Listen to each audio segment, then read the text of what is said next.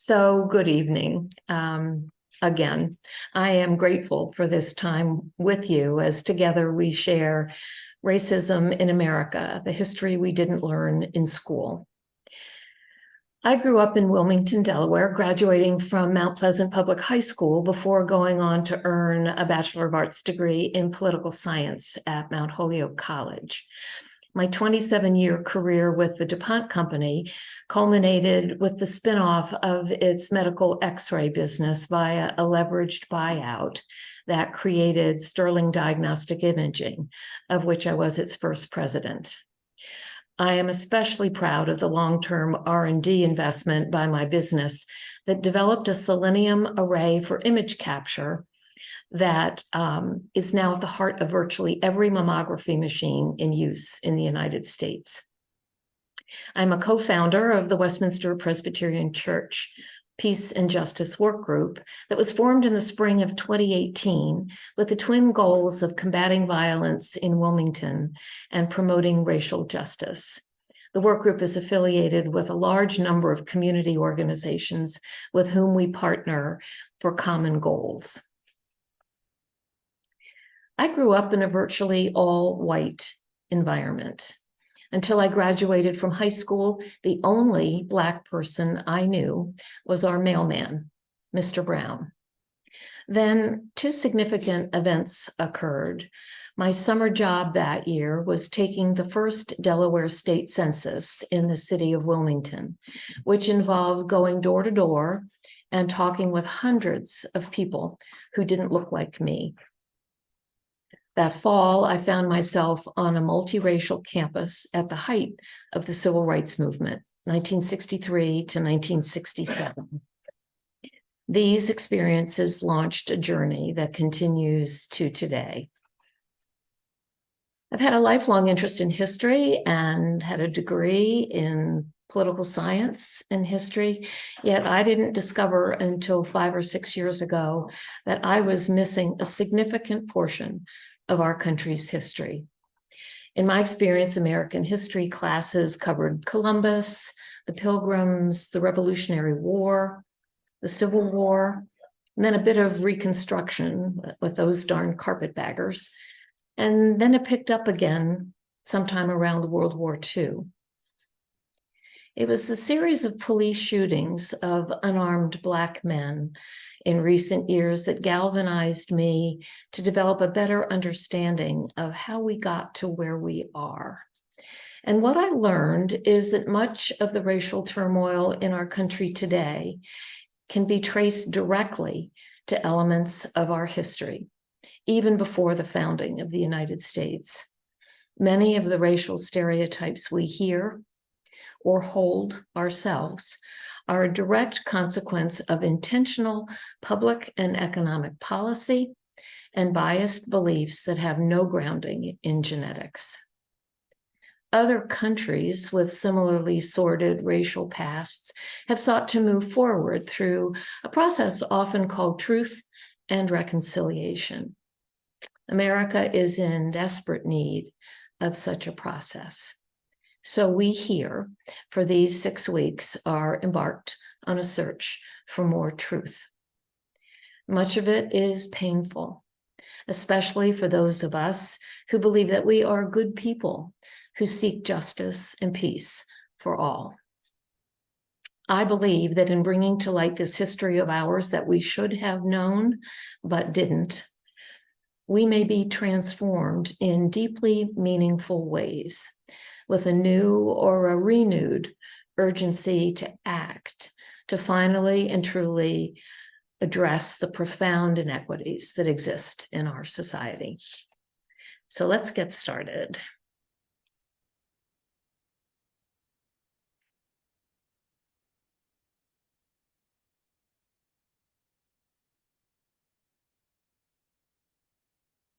I'm going to begin with some basic definitions.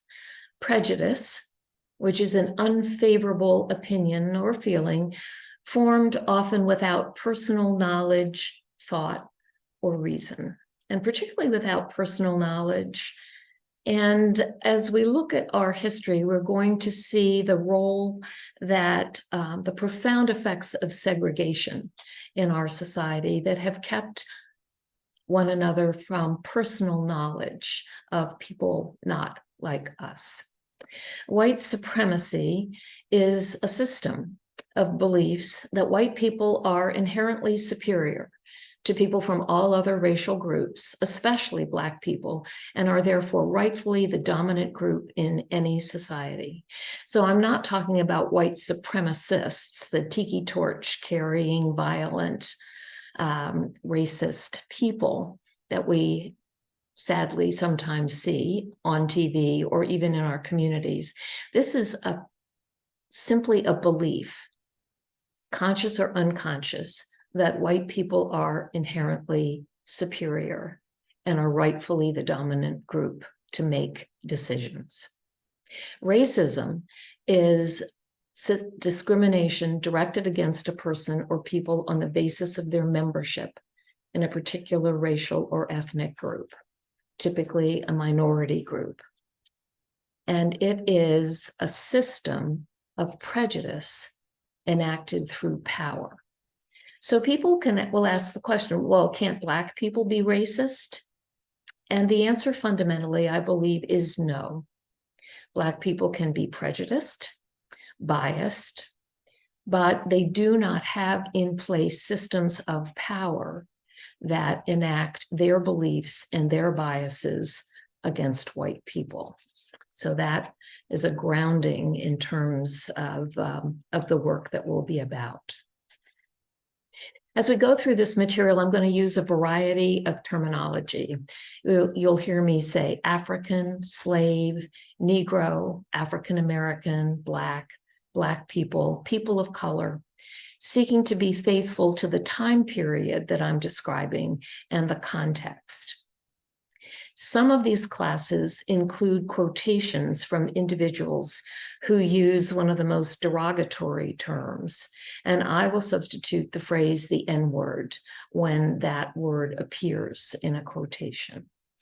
So here are our 6 classes. This evening, we are focused on the early years from 1619 through the Civil War and Reconstruction in the British colonies.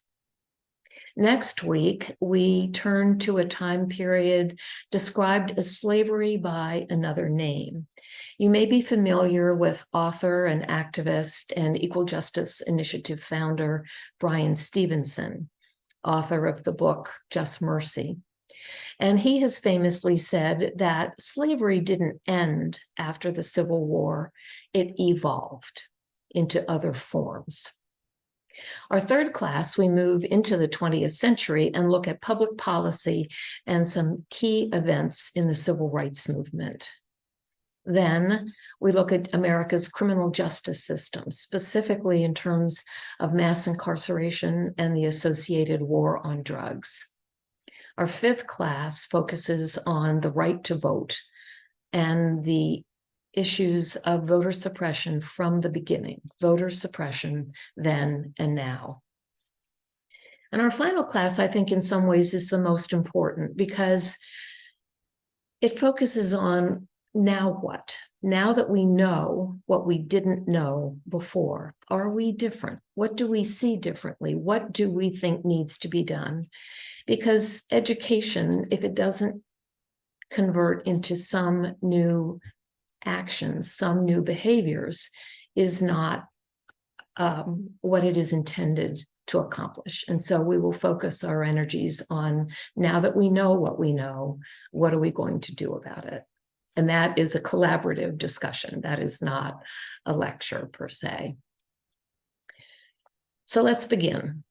We are standing on a spit of land in the British colony of Virginia called Point Comfort, looking to the east, when a ship appears on the horizon. It is the White Lion, a British privateer ship, and it has had a very difficult crossing. It comes into land and makes clear that it is in need of repairs and resupply. And the colonists are happy to oblige. They help provide the captain and crew with what's needed. And they are compensated for their efforts and for their materials by being given 20-some kidnapped Angolans, Black men from Africa. These are captives that the White Lion removed from a Portuguese slave ship that they encountered during their crossing. And so this marks the first point at which African people land in the British colonies in North America. At the time, the colonists are focused on tobacco cultivation.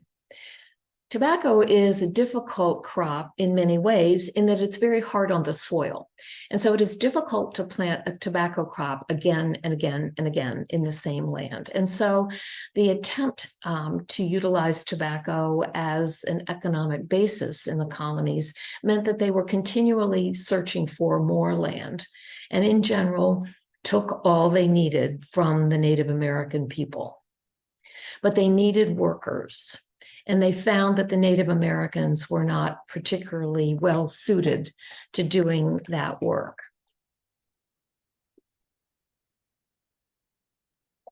So the initial system of acquiring workers was utilizing indentured people who came from Europe. Under contract, typically 7 years. You came to the New World, you worked for 7 years for no compensation other than your room and board. At the end of that period of time, you were given your freedom and a certain amount of land so that you could establish yourself in the colonies. And so from 1630 to 1776, there were many indentured servants. But that was not providing an adequate number of workers. And so there were countries in Western Europe led by Portugal, Great Britain, Spain, France, Holland, and Denmark, who saw an opportunity to traffic in African people being transferred to the New World. And it became a huge enterprise worldwide. Over the course of the transatlantic slave trade, 20 million Africans were taken from their homes and transported to the coast. On that journey from their villages to the coast, nearly half of them died. Ultimately, 10.7 million Africans were transported to the New World, and 2 million of them died on what became known as the Middle Passage. The Middle Passage was so described because, in essence, the journey typically began in Western Europe, where goods were loaded on board, taken to Africa, exchanged for the kidnapped Africans that were brought to the New World, where they were exchanged for goods that went back to Western Europe. These slaves, as they were captured, were branded with hot irons and restrained with shackles. Their living quarters, you see this schematic, was often a deck within the ship that had less than 5 feet of headroom. And throughout a large portion of the deck, sleeping shelves cut this limited amount of headroom in half. But lack of standing headroom was the least of the slaves' problems. With 300 to 400 people packed in a tiny area, an area with little ventilation, and in some cases, no space to place buckets for human waste, disease was prevalent. So that the largest cargo might be carried, the captives were wedged below decks, the lower schematic, chained to low-lying platforms stacked in tiers, with an average individual space allotment that was 6 feet long, 16 inches wide, and perhaps 3 feet high. Unable to stand erect or turn over, many slaves died in this position, and there are many captain's logs that record the pods of sharks that followed these ships, knowing that food would be available to them. This Middle Passage typically took anywhere between 21 and 90 days for the transport. Now, initially, the Africans were often treated like European workers because the system that was in place was indentured servitude. And so a number of the early Africans who arrived were incorporated into the indenture system. And that's why you read stories of Black people in the British colonies who ended up owning land, and in some cases even owning slaves themselves, because they worked their way through the indenture system. But as more and more Africans arrived, differentiation began to take hold, because these Europeans were covered by British common law. And there were certain ways that those Europeans had to be treated, but British common law did not cover the Africans. At the same time, the church in the New World mandated that Christians must be treated as free people. But most of the Africans who arrived were not Christians. And even if they converted to Christianity through the efforts of ministers and missionaries, they were not considered the same level of Christian as the others.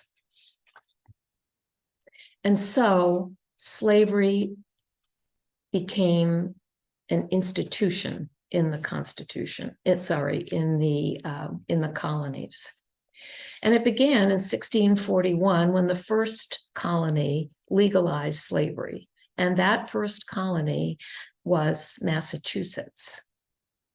The last to legalize slavery was Georgia in 1750. And these were laws that were written that declared that Africans are chattel. They are property, and they are owned for life. Further, the condition of slavery is inherited. It is hereditary through the mother, which went contrary to every aspect of legacy and inheritance back in those days, where everything was through the male in the family, but not slavery. Slavery was inherited through the mother. Now, in the North, most of these slaves were house servants or unpaid skilled labor. Many of these Africans who were brought to the New World had trades and had skills, and they were allowed to exercise those to the benefit of the community, but they were still owned by their master. And so even in the North, they were relegated to something of a subhuman status. The laws provided that slaves would not be taught to read or write. They were not allowed to marry. And a new identity began to develop based on the social construct of race. And associated with that construct was the myth of racial inferiority that developed and persisted as a justification for the system. 1671 marked the first time that there was a print reference to white people, because up until then, everyone who came from Europe was British or Polish or German or whatever. There was not a color, there was not a race associated with them. It was only after the arrival of the Africans and the delineation between Black and white that the concept of white people arose. Originally, it only applied to Anglo-Saxon people, but ultimately it was expanded to cover everyone who came from Europe. There was an interesting event that occurred in 1676 that has had a profound influence on the way society deals with poor Black and white people in America today. And I confess that when I first gave this class, Jane Palmer would tell you, I didn't mention Bacon's Rebellion because I didn't know anything about it. But it took place in Virginia when Nathaniel Bacon was a wealthy white planter, and he was a relative of Virginia's governor, William Berkeley. But Bacon and Berkeley didn't like each other, and they disagreed over issues about how the colony should be governed, including the colony's policy toward Native Americans. Bacon wanted the colony to retaliate against raids by Native Americans. And he wanted the governor to remove all Native Americans. But Berkeley feared that taking that action would unite all of the nearby tribes who might then attack Virginia. So, being unable to reach an agreement, Bacon organized his own militia consisting of white and Black indentured servants and enslaved Black people. And they embarked on any number of armed skirmishes with the Virginia militia. And in September of 1676, Bacon's militia captured Jamestown and burned it to the ground. Although Bacon died of a fever a month later and the rebellion fell apart, Virginia's wealthy planters were shaken by the fact that a rebel militia that united white and Black servants and slaves had destroyed the colonial capital. And so they abandoned their heavy reliance on indentured servants in favor of the importation of more Black slaves. And lawmakers began making legal distinctions between white and Black inhabitants. By permanently enslaving Virginians of African descent and giving poor white indentured servants and farmers a little more in terms of rights, they hoped to separate the two groups and encourage them to see one another as enemies rather than as those sharing some oppression from the system. And so many of the European-based poor whites began to identify themselves, if not directly with the rich whites, certainly with being white. And it led to what became, and is in some cases still, a common perspective that says, well, I may be poor, but at least I'm not Black. And so this little known isolated event has consequences and a legacy that carries through to today. Well, there were some concerns and some issues about slavery and some discomfort with the system, particularly in the northern colonies. And so in 1774, those colonies and later states began abolishing slavery. It was less efficient in the North, which didn't have an agricultural economic system, and it became less socially accepted. And so the conflict or the differentiation between the northern colonies and the southern colonies over the issue of slavery began to intensify. All of this happening as our founding fathers began the creation of the United States Constitution, which was ratified in 1787. One of the contentious issues had to do with representation, because representation in Congress would be a function of population. And so the southern colonies wanted slaves to count in their population so that they would have more power in Congress. By the same token, the North didn't want that to happen. And yet they recognized there were these people living in what would become the southern states.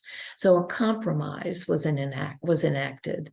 And it was written into the US Constitution that a slave would count as 3/5 of a person. Native Americans counted as 0. In fact, in the founding documents for the United States, there's only one reference to Native Americans. It's in the Declaration of Independence, and they were referred to as merciless Indian savages. Also written into the Constitution was a fugitive slave clause that said that if a slave escaped from his master and got to a free colony or a free state, he would have to be returned back to his owner. So the Constitution provides that an escaped slave must be returned to his or her owner. There were some concerns in the South that provision of the Constitution was not being fully followed. So in 1793, Congress enacted the Fugitive Slave Act, that actually authorized local governments to seize and return escapees to their owners, and it imposed penalties on anyone who aided in the flight of a slave.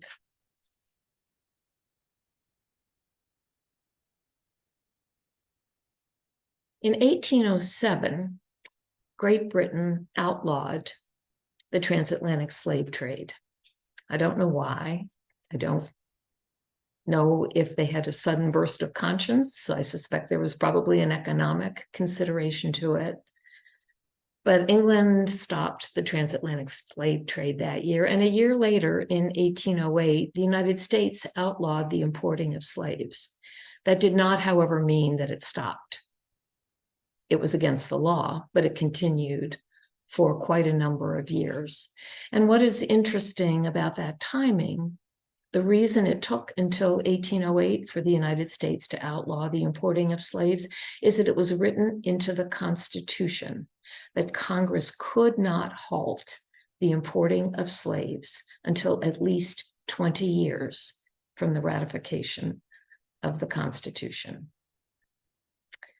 So you do sort of have to ask yourself about the concept of originalism in interpreting the Constitution when it includes provisions like this that reflected the views of the Founding Fathers.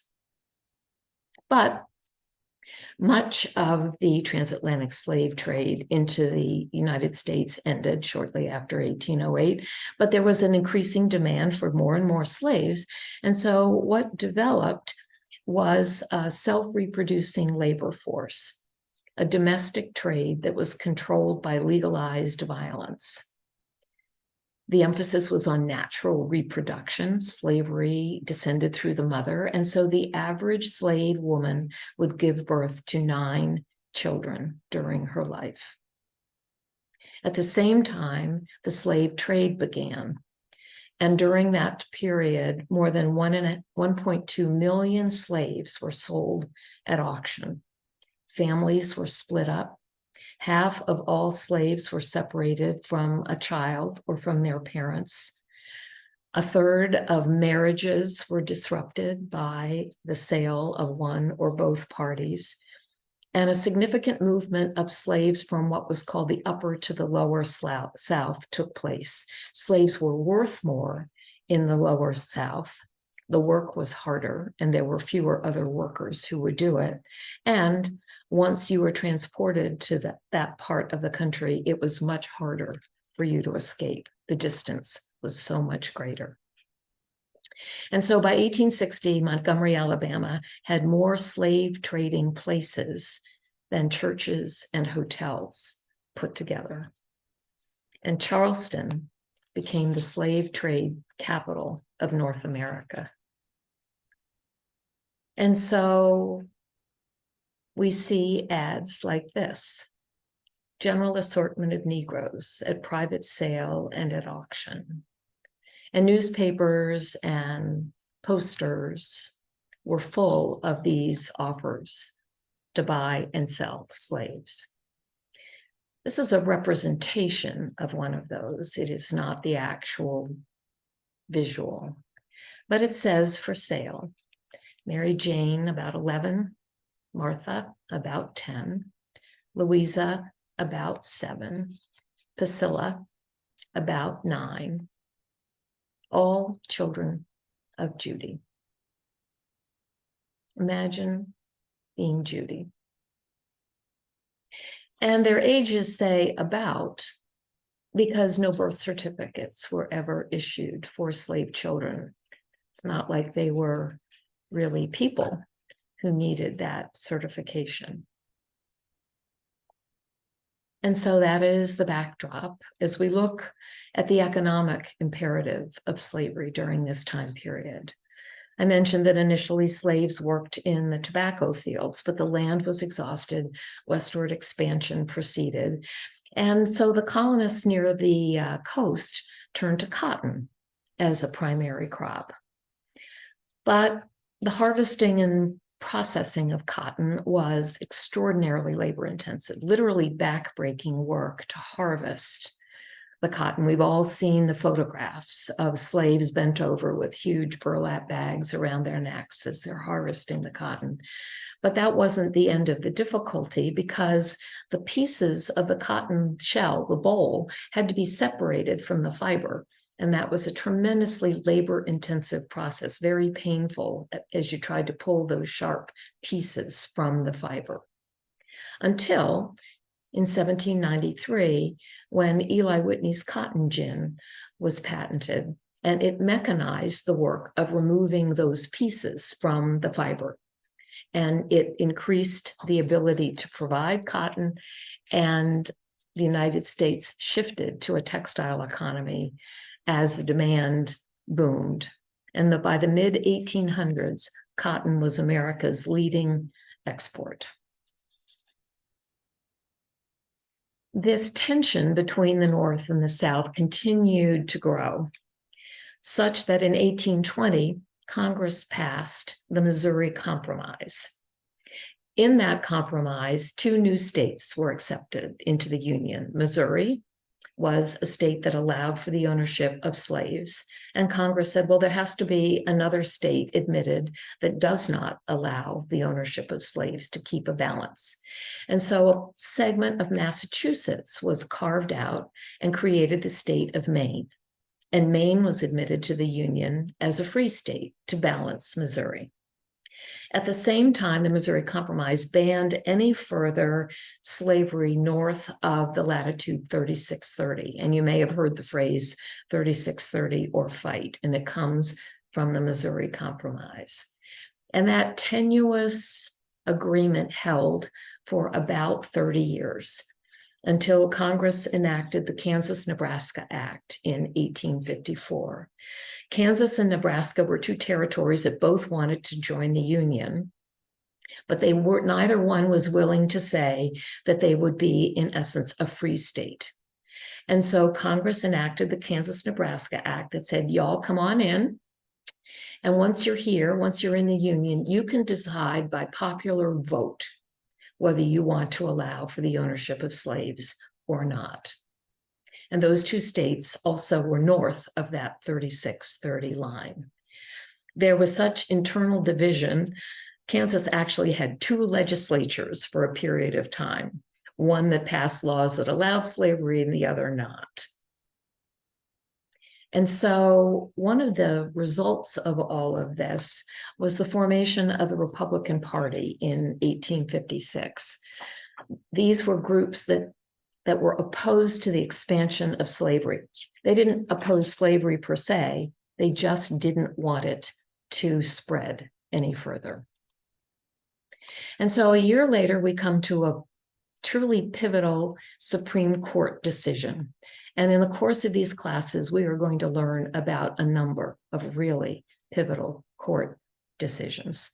This one is the Dred Scott case. Dred Scott was born into slavery around 1800, and he had a series of owners over his life, and they moved him from place to place, to Missouri, where he could be held as a slave, to Illinois, where he couldn't, to Wisconsin, where he couldn't. And ultimately, his final owner died, and as property, he reverted to the widow, who refused to allow him his freedom.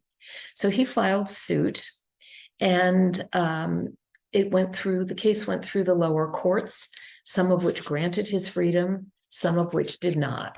And so ultimately, the case ended up before the Supreme Court in December of 1854. And the decision was finally handed down by the Supreme Court on March 6th of 1857, becoming known as the Dred Scott decision. Chief Justice Roger Taney wrote the majority opinion that denied Dred Scott his freedom.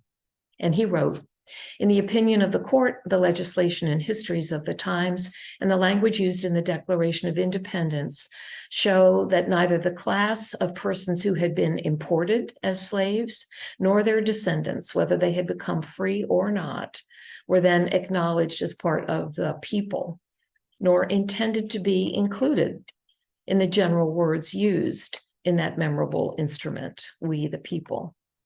They had for more than a century before been regarded as beings of an inferior order and altogether unfit to associate with the white race, either in social or political relations, and so far inferior that they had no rights which the white man was bound to respect, and that the Negro might justly and lawfully be reduced to slavery for his benefit. And so, by 1860, with that as backdrop, in the context of what could be expected in the future, from an economic standpoint, 80% of the US GDP was tied to slavery. And we have the Dred Scott decision. More than 4 million slaves in the United States, more than half of them living in the South, where they made up a third of the population. The economic value of those 4 million slaves in that period of time was $3.5 billion. Insurance companies were formed in New York to provide insurance to slave owners in case their slave died. That $3.5 billion value of the slaves was more than the invested value of all of the railroads, factories, and banks in the United States at the time. And so we come to 1860. By now, the white Southern identity is grounded in the belief that whites are inherently superior. And Abraham Lincoln is elected president that year. It turns out, I didn't know this before, but there were 4 candidates for president that year. 2 Democrats, Abraham Lincoln as the Republican, and a constitutional union candidate.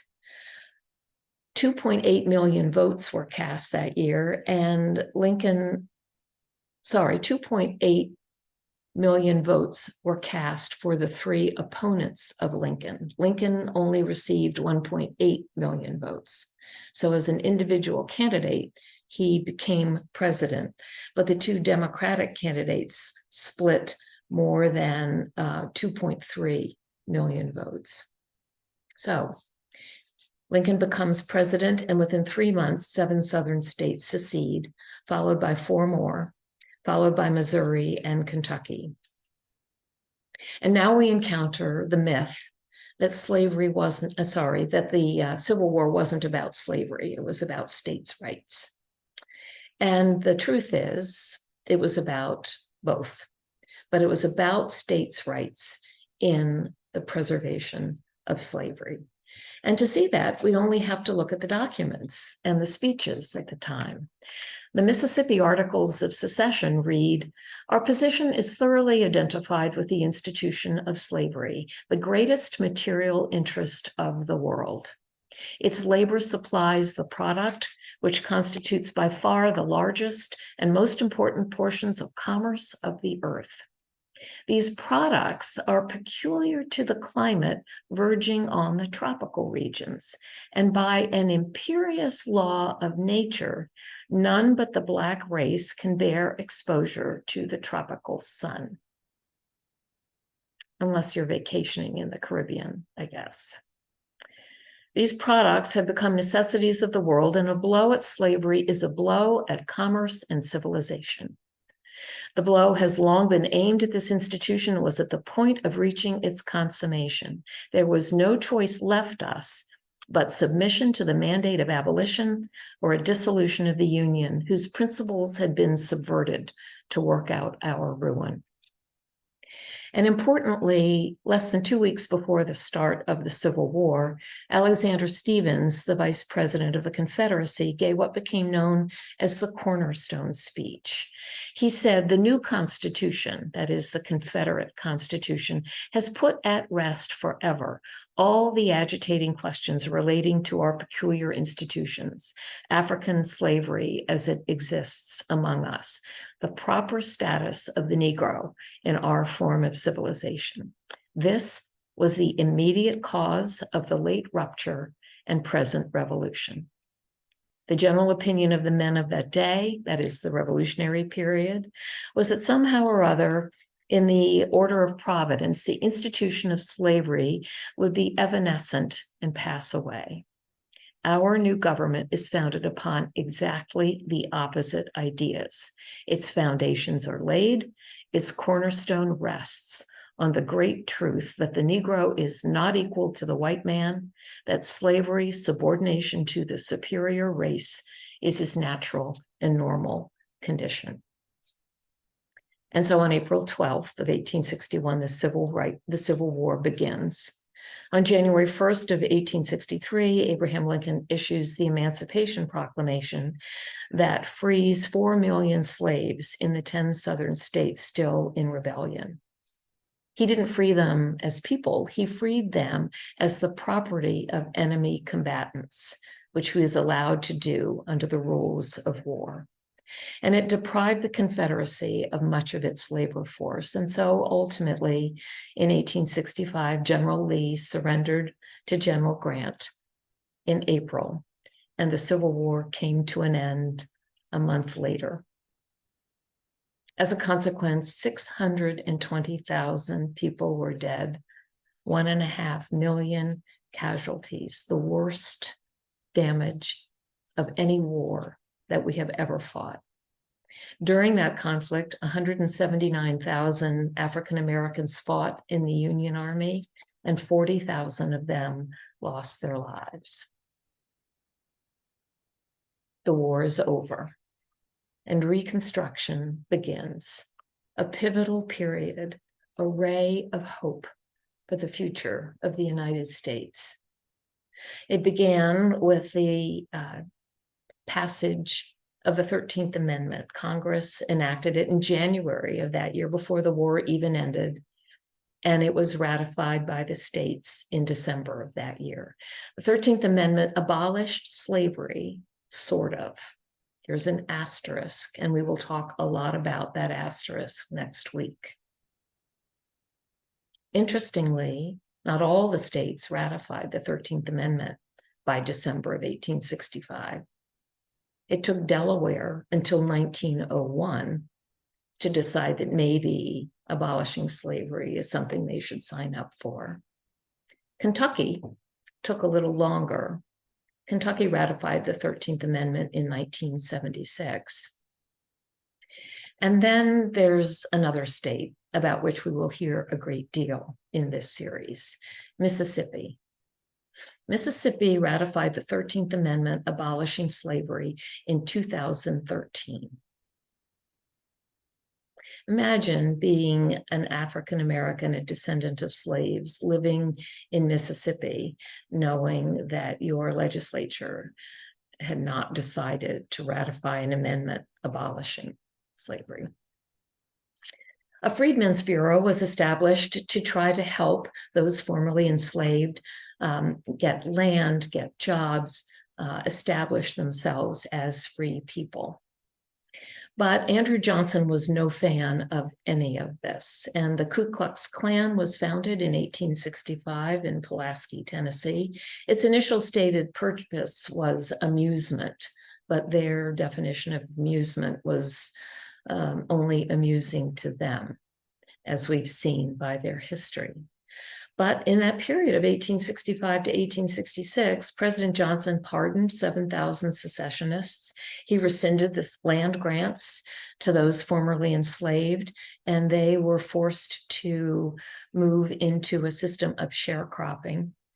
He opposed Black voting rights and was a strong supporter of white supremacy. Congress began to realize that passing that 13th Amendment was not adequate to make sure that those formerly enslaved were being fairly treated in the South. And so in 1867, they passed the Reconstruction Acts, which established 5 military districts for the 10 states in the South. And it required that in order to rejoin the Union, the states must adopt the 14th Amendment.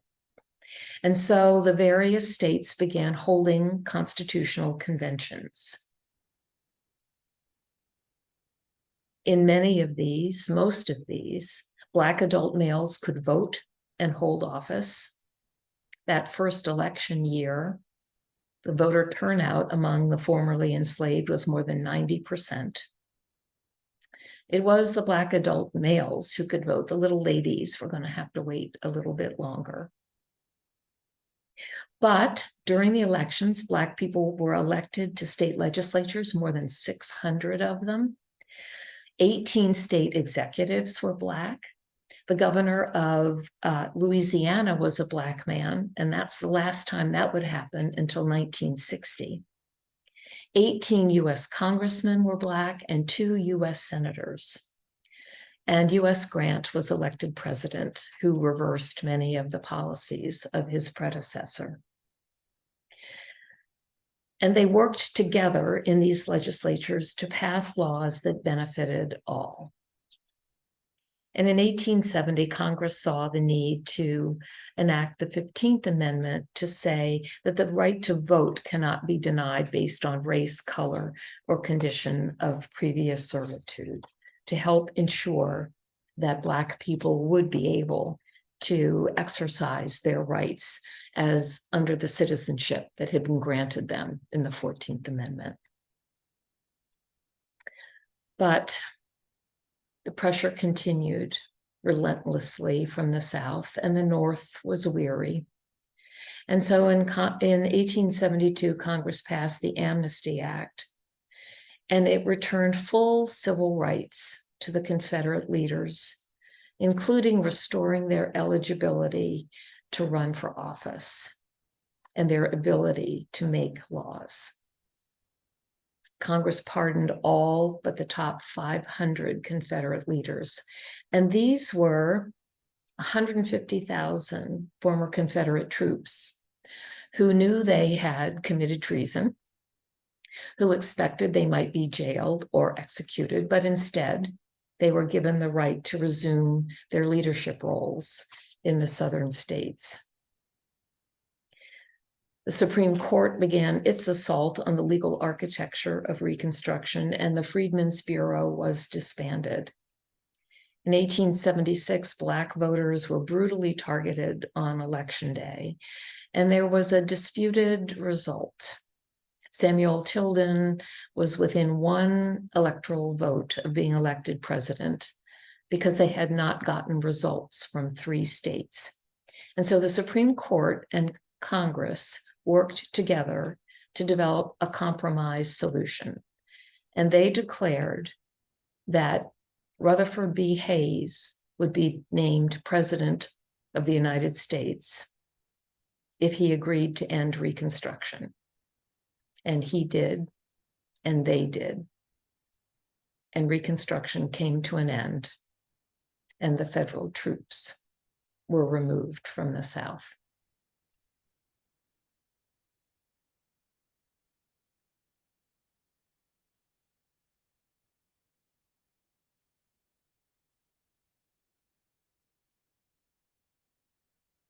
Such hope, such promise, but the pressure was relentless.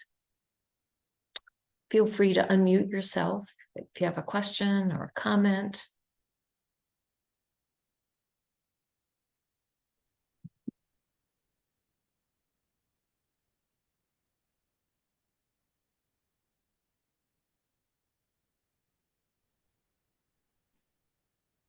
Cheryl, Kathy? Just a lot to process, and I mean, I knew some of that, but some of the information was startling. I think we know the framework, maybe. Yeah. But the detail and the actions, yeah. That's the part we didn't learn in school. Exactly. We got the dates. Right. Yeah, I would agree with that. I knew the framework, but some of the detail was interesting to hear. And how relentless they were at every stage. There was an opportunity with the 40 acres and the mule. They could have done the right thing and history would have been changed. But so the detail was interesting. There was plenty. There was plenty. But the embedded view of white superiority, white supremacy, remember back to the definition that white people are rightfully the dominant group.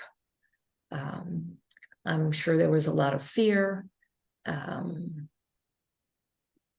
but the strength of the opinions and the ability to translate those opinions into law. And one of the things that we will see later is the myth of inferiority that enabled them to treat human beings not as human. I mean, here you have this wonderful new country, all men are created equal, you know, a revolutionary view of how government should work and how the world should be. And at the same time, you have ownership of people. And how do you reconcile those two irreconcilable circumstances? And you do it by declaring that one group really isn't, or isn't entitled, or doesn't deserve. Mm-hmm. Other thoughts? Mm.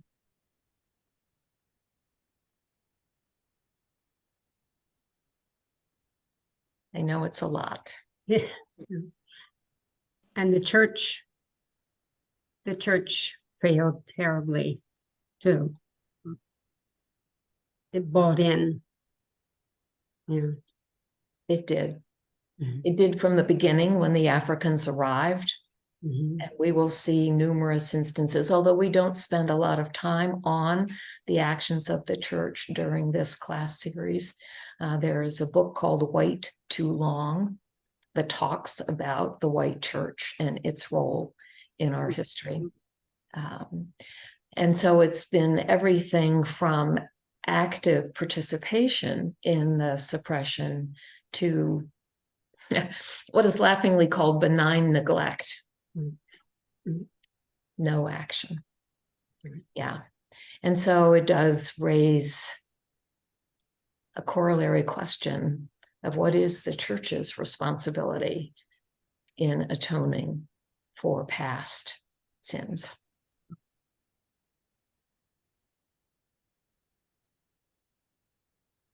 Well, I said we would try to stick to an hour. We started a little late. I'm very sorry everybody else wasn't here.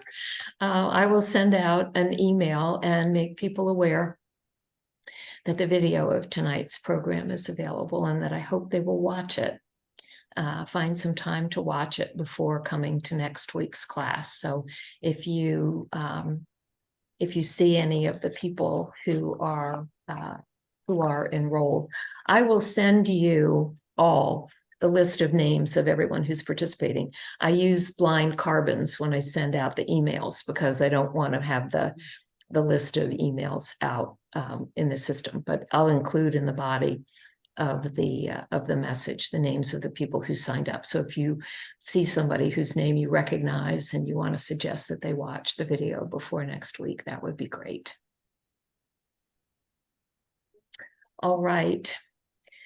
Well, as I said, some of this is painful, and yet it is our history. And I thank you for being here. Thank you. Thank you, Sue. Have a good Thank you. week too. Take care. Safe travels, Cheryl. Thank you. Bye-bye. I know. See you next week.